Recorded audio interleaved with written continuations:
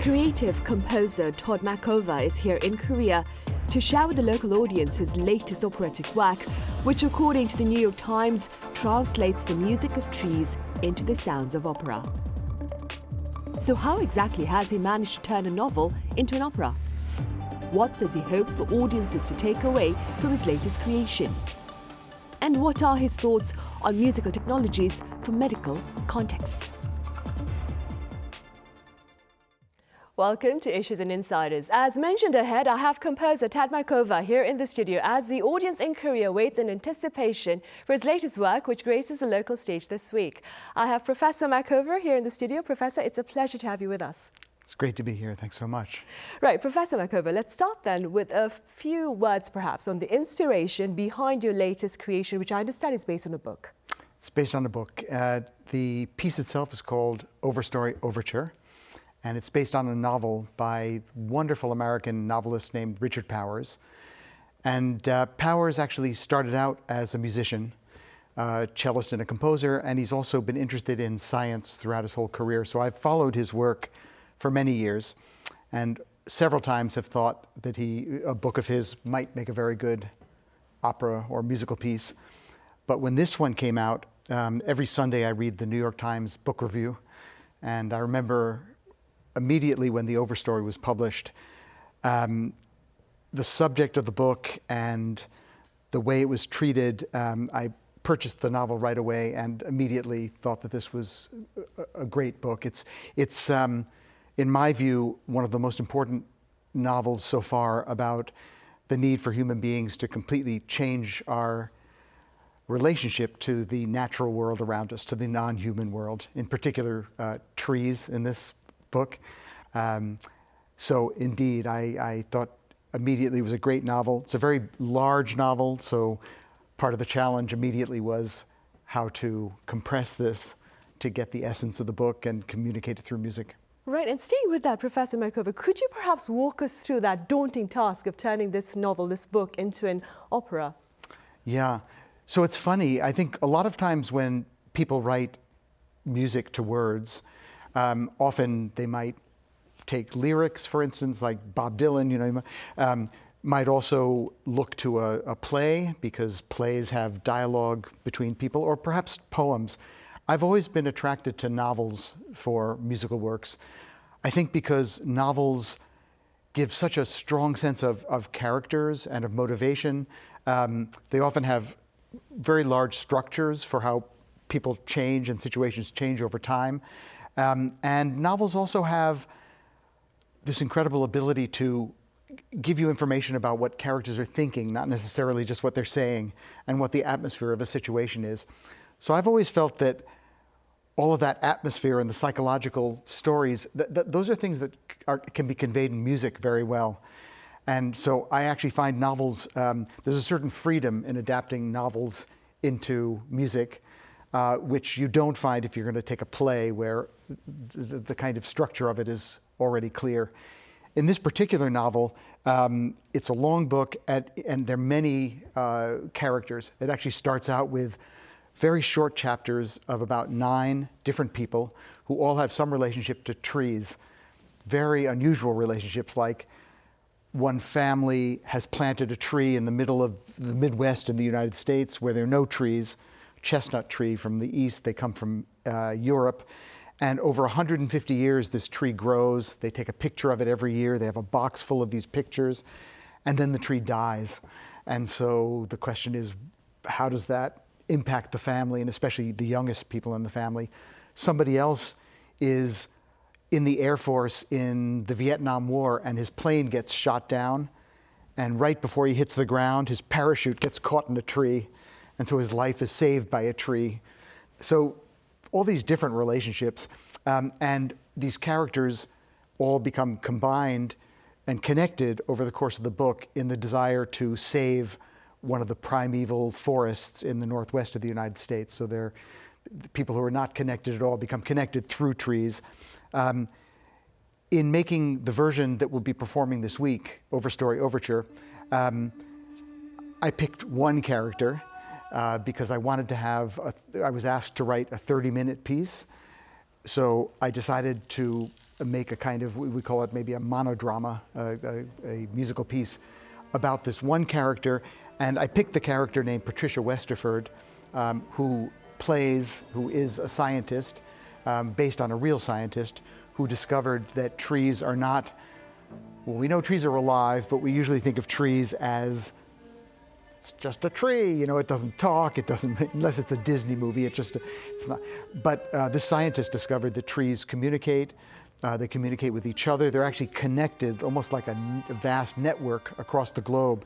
They communicate through their roots underground, and they also communicate through the air, and they try to communicate with other beings, like with humans. And part of the message of this book is that this whole network is necessary to preserve. It's incredibly complicated and beautiful and interesting. And one of our tasks as human beings is to be aware of this network of trees, network of nature, to preserve it, to communicate it, to help it. And in many ways, we have much to learn from this positively connected network of trees. Probably these trees relate better to each other than we as human beings often relate to each other these days. Right, a point well taken. Professor Machover, your work, it's been commissioned by the Sejong Soloists. Could you tell us a bit about working with them? Yeah, I will start by saying that it's really been a pleasure. So musical projects start in many different ways. Often I will get an idea that I just feel like I have to get out in the world, and I look around for a partner.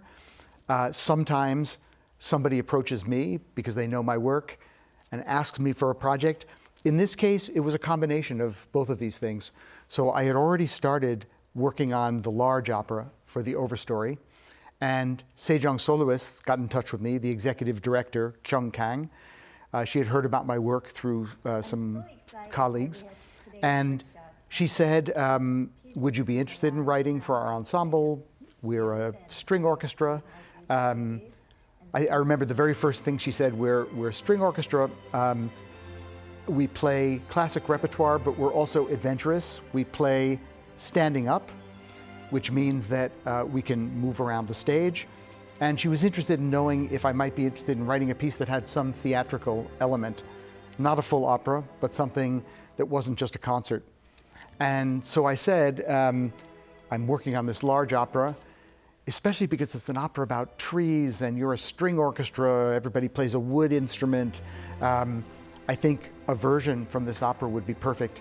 And ever since that first conversation, the organization has been extremely supportive, very open to all the suggestions that I made. Like any good collaborator, they've also contributed ideas. Oh, maybe let's try it this way, or maybe. And so planning the project was a real pleasure, and rehearsing the project over, we met in New York maybe 2 weeks ago, and we had a full week, which is a long time for a rehearsal, for many hours a day to practice the music, to try movement, and every step of the way, this has been a great organization to work with. They're imaginative, they play very, very well, and I think they like the music, so it's been wonderful for me to work with them. Right. Professor Machover, beyond your creative work, I'd like to ask you a question about Korea's perhaps achievements in classical music in recent years. According to a local cultural foundation here in the country, during the first half of last year, that'd be 2022, 37 Korean musicians were able to bring home awards from 25 international classical music competitions. That being said, what are your thoughts regarding Korea's progress in this particular genre of music? I think it's clear, and I've known this for a long time. I went to Juilliard. My mother went to Juilliard. We're a Juilliard family. And at Juilliard, there was a large percentage of musicians from Korea. So I've had friends from Korea for quite a while.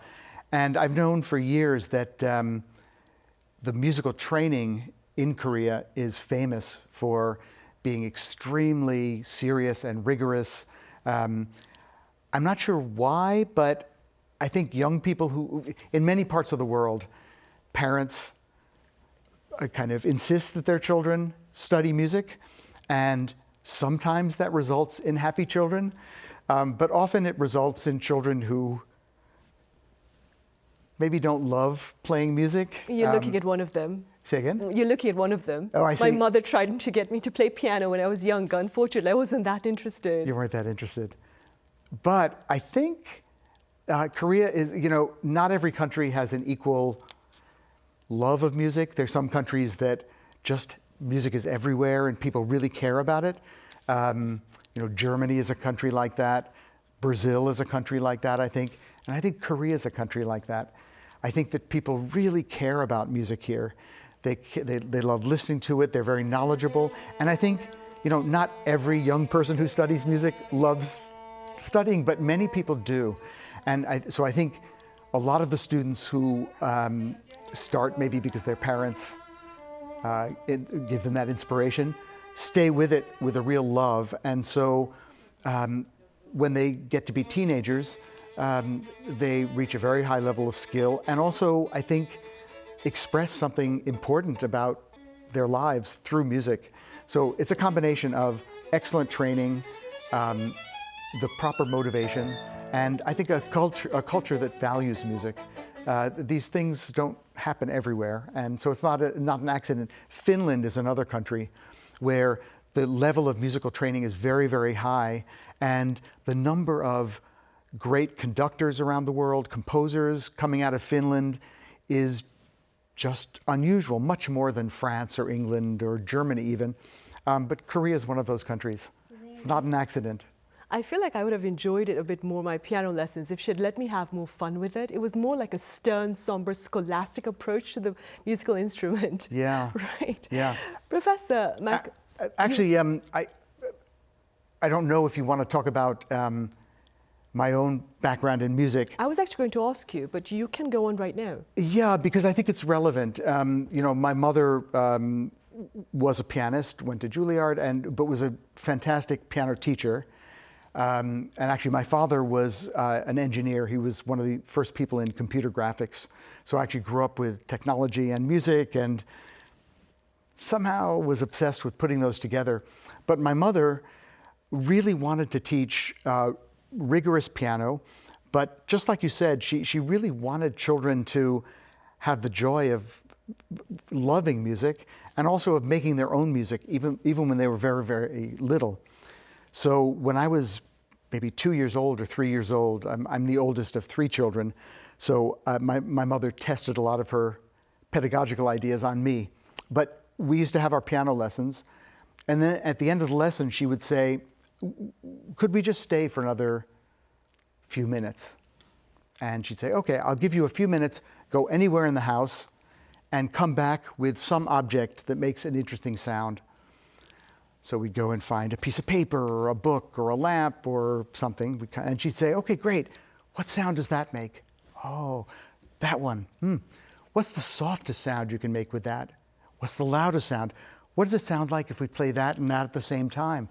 Oh, we do that. And then she'd say, well, that's a lot of sounds. Can we maybe think of some words that would describe that sound? Oh, crunchy. Okay, great. That sound, silky. So now we have some sounds and some words. Maybe we could tell a story. What could we start with? Which sound? And what would that do next? And after 15 minutes or so, we'd have a story, which of course was a composition. And then she'd say, when you go home this week, why don't you make a picture of what we just did so that when we come back next week, we can remember it and try to play it again. And so first of all, it was incredibly fun because we explored and we found things but it was more than that. We realized that music wasn't just something written by mostly dead men on printed paper. Music is something that anybody can make. Music comes out of the world around us in one way or another. Even the systems of music are just systems we make to convey in the best way our sounds to each other. And even something complex like notation, which is hard to learn, is just a way of remembering something you did so you can do that again. So I think my mother really had the right idea about how to make music something alive and creative even for little kids. And I think every teacher should. And you were very lucky. I was very lucky. Right. Professor Machover, are you perhaps still working on the symphony for the careers? And before you answer that particular question, for the sake of our few viewers who may not be familiar with the Symphony for the Careers, could you tell us a bit about that particular project? Yeah, so I'm my career's been a bit unusual. Also maybe because of my parents, because I think I grew up thinking that music was so important and such a deep experience for human beings, but also something that goes beyond just the sound. That music is something that connects people.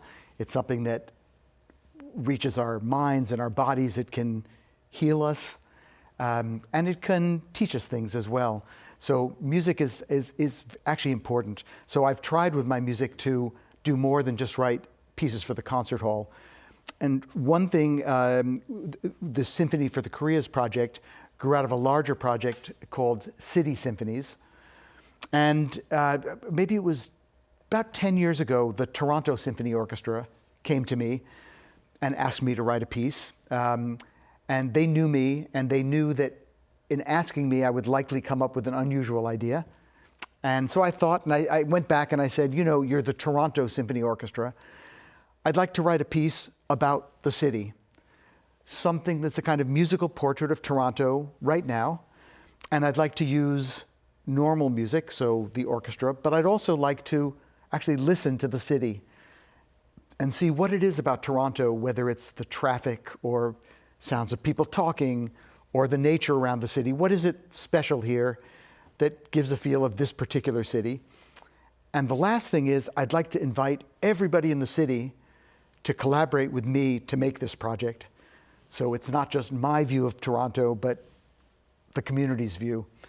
And the orchestra immediately said, yes, we want to do this. And I immediately said, oh no, I have no idea how to do this. So he had to invent a way to convince people that it was worth collaborating on a project like this, to combine sounds, real sounds with musical sounds, and to use the project as a way of basically having people from all over the city communicate with each other and meet, maybe argue sometimes, but also find a kind of dialogue together about what was important in that place that probably they wouldn't have done in any other way.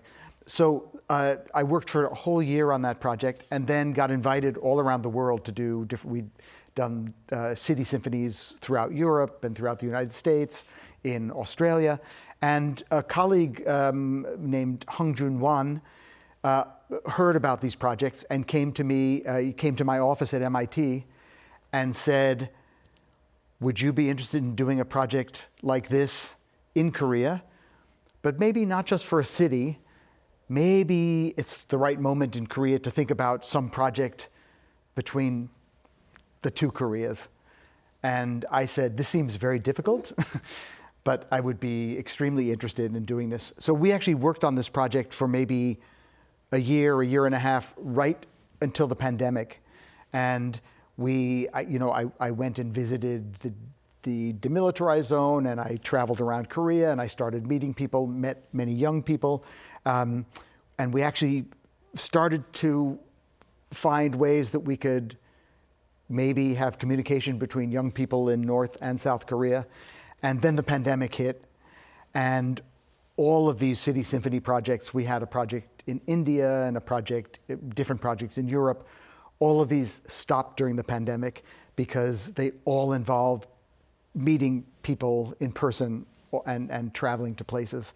And since the pandemic, of course, I think the political situation has maybe gotten worse. It's different right now. Yeah, it's, and especially with the United. So my guess is that maybe this project will happen someday, but maybe not right away. Right, so it's on hold for the time being then. That project's on hold.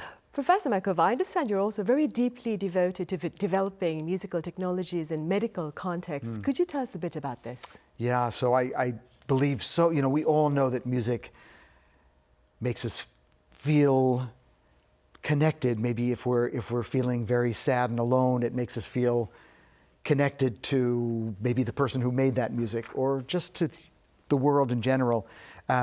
So it affects our emotions.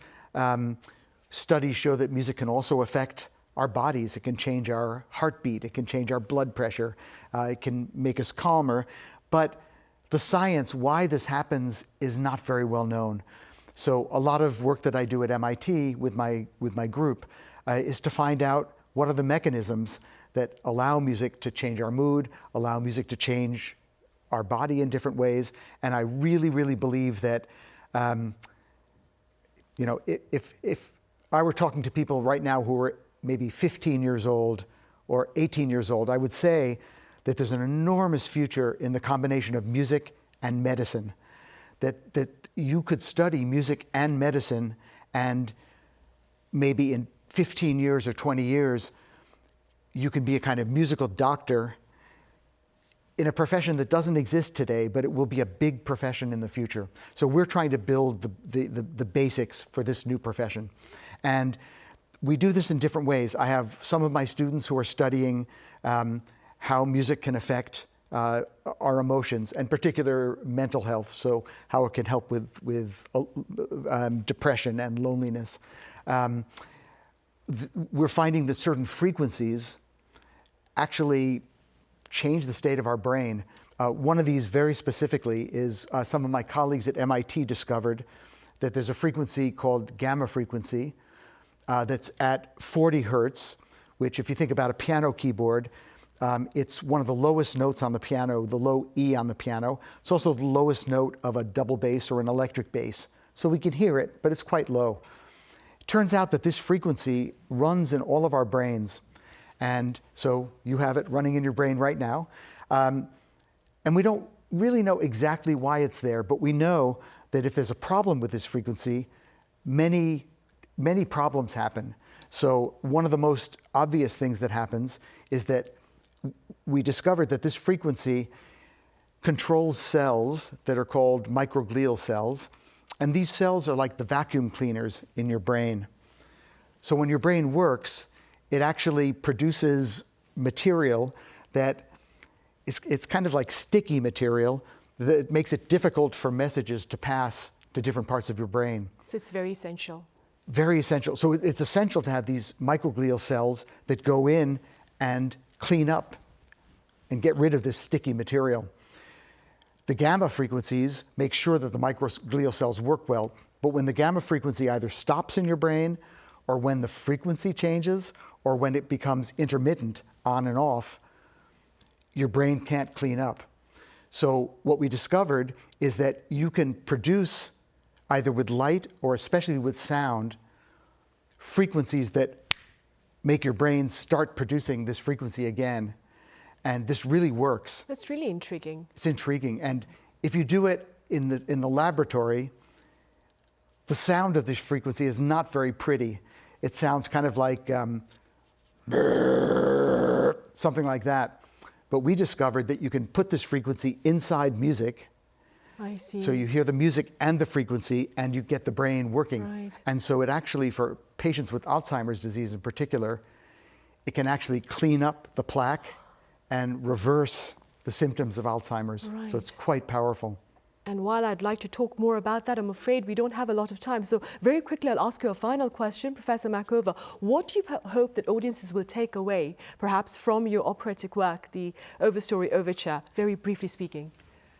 So I think one of the most important crises that we need to solve in the world is the destruction of our environment, and the fact that seemingly no matter what we do, the world around us is just degrading, and there are so many effects.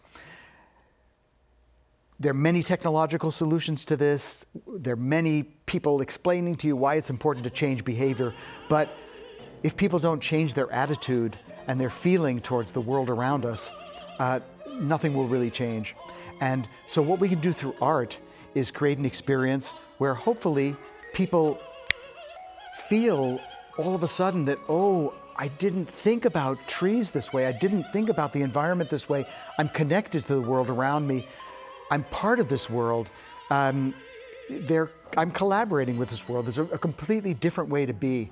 And so what I hope in this piece, it's a piece that has 4 parts to it. A part starting with listening to the world, a part where a scientist tells us her own journey and tells us the miracle about the forest.